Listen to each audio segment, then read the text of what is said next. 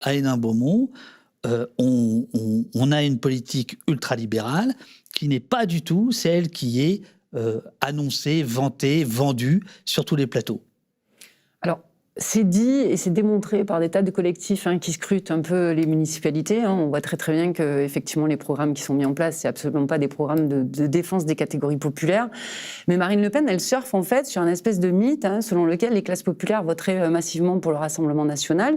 Alors on a entendu dans les médias premier parti ouvrier de France, sauf qu'on rappelle encore pas qu'il y a un ouvrier sur 2 qui vote pas et que effectivement peut-être le Rassemblement national aujourd'hui c'est le parti qui démobilise le moins en fait. C'est pas le parti qui surmobilise les catégories populaires. Et ce qu'on constate aussi, c'est que quand il y a de la participation, c'est-à-dire quand les classes les plus éloignées de la politique, qui sont majoritairement les classes populaires, se déplacent, elles ne se déplacent pas pour aller voter pour le Rassemblement national. Entre 2 tours, par exemple, on voit très bien comment l'augmentation de la participation peut tirer le vote d'opposition au Rassemblement national. Donc en fait, ce mythe-là, il vient d'une idée que les classes populaires votaient autrefois intégralement pour la gauche ou pour le Parti communiste, et c'est complètement oublié qu'il y a un électorat populaire de droite qui a toujours voté aussi pour des candidats de droite, et après c'est comme si cet électorat s'était reporté presque magiquement en fait sur le Rassemblement national, ce qui est absolument pas le cas, et on oublie complètement la diversité des classes populaires, de la même manière, pas des classes homogènes quoi. On a des classes qui sont prises